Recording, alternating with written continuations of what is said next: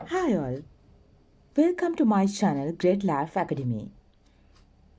If you have not subscribed yet, please subscribe Great Life Academy. Today we're going to read out chapter 3 of grade 10 civic education textbook. Okay, let's start. Chapter 3, the multicultural society. Chapter 3, the multicultural society. Introduction. The present day society is extremely complex. Economic, social, political, and cultural factors have contributed to this complexity. Apart from these, geographical factors, migrations, and invasions have also influenced this tendency. Hence, modern society is comprised of differences like diverse ethnic groups, languages, religions, beliefs, customs, and manners. Social systems with such diversity are termed plural societies by sociologists. The different ethnic groups living in such plural societies practice customs, manners, languages, religions, beliefs, aspirations, traditions, etc., unique to them in order to safeguard their identity. Owing to this, the culture of even a single country can be diverse. Societies that comprise such cultures are called multicultural societies. This unit anticipates provision of a correct understanding regarding multicultural societies and the creation of a generation of citizens endowed with the competencies necessary to contribute to the building of the atmosphere essential for peaceful coexistence in such a society. Next topic, the multicultural society. Various sociologists and philosophers have put forward definitions to explain what culture means. Given below are a few of them. F.W. Tiller has said, culture is the knowledge, beliefs, arts, habits, values, and the behaviors, proactivities, and abilities acquired by man as an individual living in society. Charles A. Elwood has said, culture is a collective name that can be given to all behavior patterns required socially by means of symbols or inheritance. E.T. Heeler has said, culture means a society as well as traditionally accepted forms of implementation of beliefs, styles of thought, applied arts, lifestyles, customs, and manners. From the above definitions, it is evident that all our activities and thoughts and desires belong to the category of culture. All of us have got habituated to an accepted lifestyle within society. This habituation or molding is also culture. As an individual, each of us from birth to death behave according to the culture we have inherited. All the features that manipulate the forces evident in society belong to culture. Some of them are given below. Religion, language, knowledge, clothes, food and drink, arts, rules and regulations, faiths, customs, ethics, values, family background, economic background, beliefs, equipment used, friends associated with, education, politics, technology, habitat, infrastructure. In every society, an important function or role is performed by culture for the existence of that society. Culture continues to change and develops within society with the time. Culture varies in terms of society in which the individual lives. As a result, in different societies, a culture that is unique to that society applies. Next topic, basic features of a multicultural society. 1. Coexistence of different ethnic groups, different religious beliefs, individuals speaking different languages. Number 2, the existence of a system and manners, ethics and values unique to each culture on account of the diversity above. Number 3, visibility of regional diversity even in each social group. Number 4, the attempt made by groups of people belonging to each culture congregate, forming multicultural societies. Number 5, due to globalization, advancement of communication, technology, and tourism, the world has become a global village, accelerating the cultural integrity.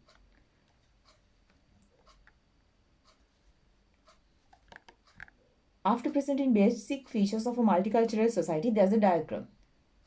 Let's read it out. Sri Lanka consists of ethnic groups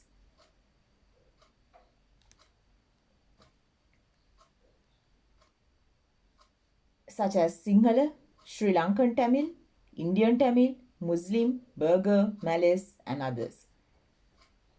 We have languages such as Sinhala, Tamil, English, Malay.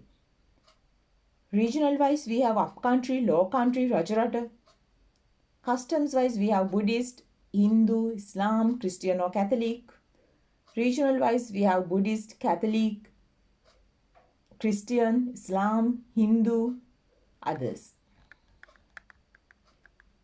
Moving to the next para. People speaking different languages, practicing different religions, and following different customs coexist in a multicultural society. Multicultural societies can be identified in most countries today. Our country, Sri Lanka, is a good example of a multicultural society, though not much complex. Countries such as India and the United States of America can be cited as multicultural countries with complexity. Population of Sri Lanka according to ethnicity. Ethnic group, Sinhala.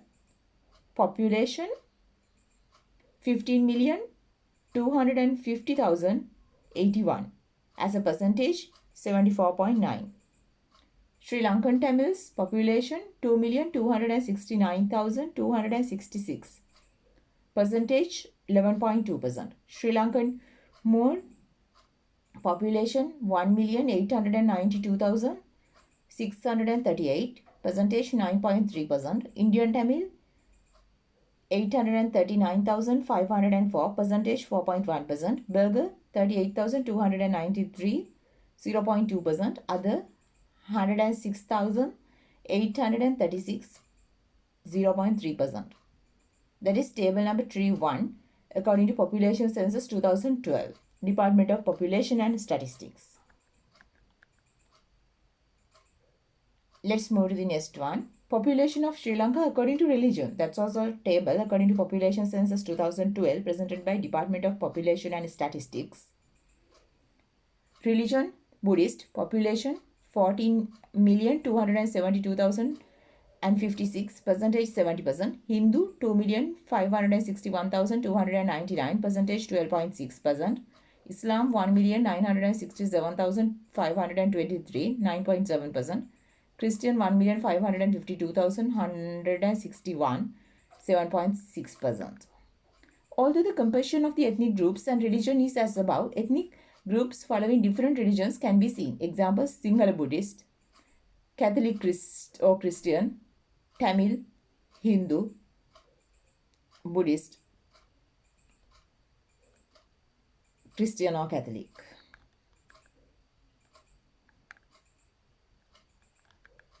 Even though people are classified according to ethnicity as Sinhala, Tamil and Muslims, Sinhala-speaking Tamils or Muslims and Tamil-speaking Sinhalese living in coexistence in the country is noteworthy. Next topic, factors that influence Sri Lanka for the existence of a multicultural society. Location. Under that, number 1, geographical location. Number 2, centralized location in the Indian Ocean. Number 3, located close to India. Number 4, located as an east-west trade center. Next, migrations. Under that, number 1, arrival of Vijaya and his retinue.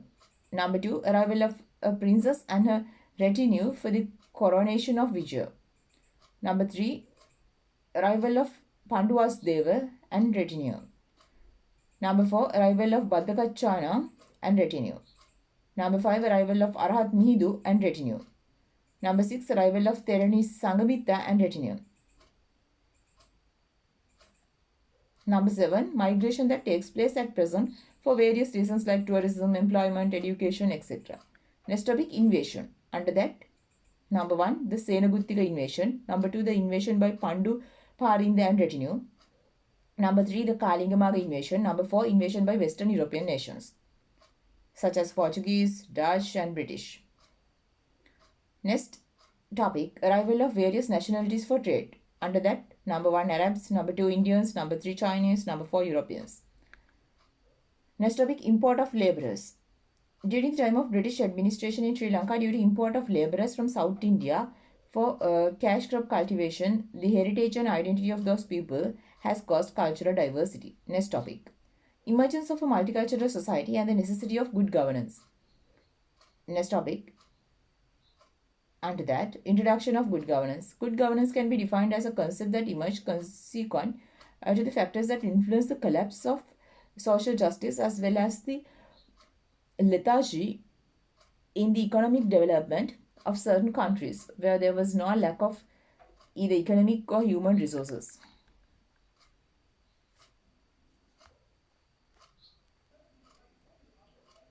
Moving to the next paragraph, given below are some of the reasons as to why economic development has become lethargic as a result of the failure of the economic and human resources of these countries to be properly managed.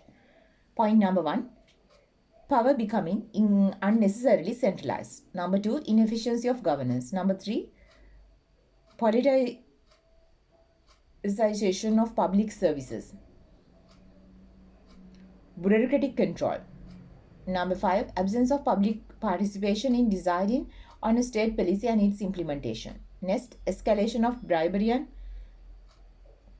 corruption. State administrators becoming irresponsible. Next, negligence of national goals by the private sector.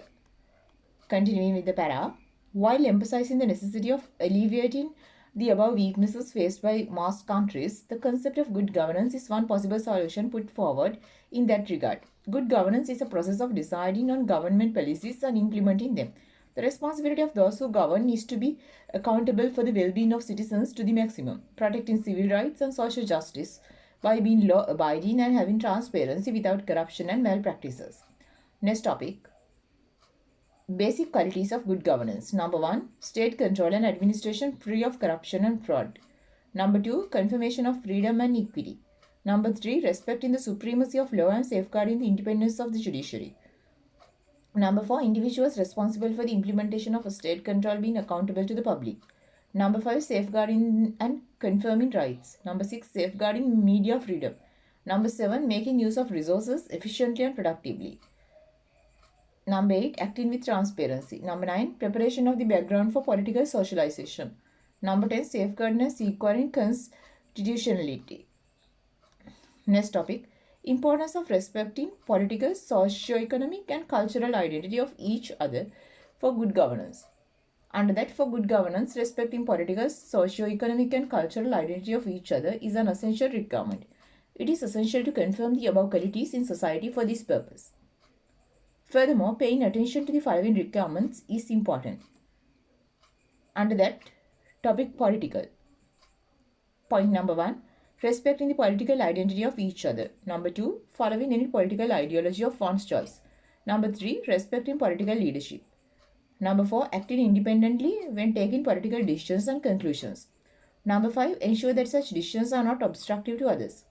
Number 6, conducting free and fair elections. Next topic, economic. Under that, point number 1, involving in legitimate employment or trade of one's choice. Number 2, organization and implementation of trade unions. Number 3, taking steps for the minimization of discrepancies in the distribution of income. Number 4, development of infrastructural facilities. Next topic, social and cultural. Under that, point number 1, adherence to a religion of one's choice. Next point, following customs and manners. Next, holding various celebrations. Next, residing in a region of one's choice. Next, learning and using different languages. Next, traveling freely. Next, respecting cultures of others. Continuing with the next para. Acting with respect for political, socio-economic and cultural identity with respect to the above is essential for the well-being of a multicultural society. Next topic, implementation of good governance in a multicultural society. Point number 1, confirms mutual trust among ethnic groups. Number 2, broaden understanding between each other. Number 3, develops participation of all ethnic groups for administrative purposes. Number 4, learns to respect others. Number 5, acts irrespective of religious and cultural diversity. Number 6, learns to live as law-abiding citizens. Last one, acts promoting transparency. Next topic, multicultural society and the modern states. Under that, the modern idea of a national government is one government for a single nation. This implies that a state is one nation. Even though people who belong to different cultures live in a country, they are considered as a single nation. For example, although Sinhalese, Tamils, Muslims and other races as well as people of different cultures live in Sri Lanka, they have to be treated as Sri Lankans. Modern states where democratic governance is implemented endeavor to integrate diversities and march towards development independently while respecting the diverse cultural identities. Most of the developed countries have immensely made use of multiculturalism in their economic, social, and political process. Their theme is Their theme is unity in diversity. Countries like Singapore and Switzerland can be cited as examples. Next topic: characteristics a citizen should inculcate for the well-being of a multicultural society. Number one, understanding and identifying cultures of one another, acting consciously and respecting each other. Number two, avoiding insulting other religions. Number three, respecting other cultures. Number four, acting so as to avoid conflicts. Number five, developing mutuality. Number six, understanding that acting in cooperation facilitates achievement of victory. Number 7, learning and using the language of other ethnic groups. Number 8, implementation of multi-religious programs. Number 9, respecting and tolerating of others' views. Number 10, equality. Next topic, importance of living in unity as members of a multicultural society. Under that, when the people of a multicultural society act cohesively, point number 1, national unity and coexistence develop. Number 2, conflicts are minimized. Number 3, mutual goodwill and trust develop. Number 4, feeling of one nation, one country develops. Human freedom and democracy is assured. Number 6, every citizen is motivated to act with determination for the development of the country as a national duty. Next, other religions or cultures are not disgraced.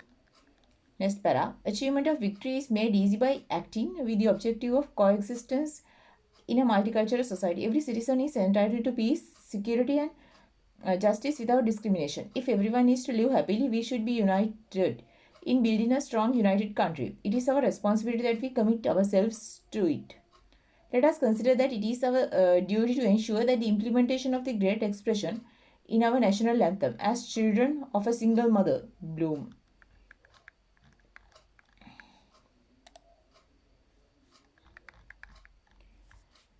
So now we have come to the end of chapter 3 of your Civic Education English Medium textbook. Keep in touch with Great Life Academy for a new video. Thank you.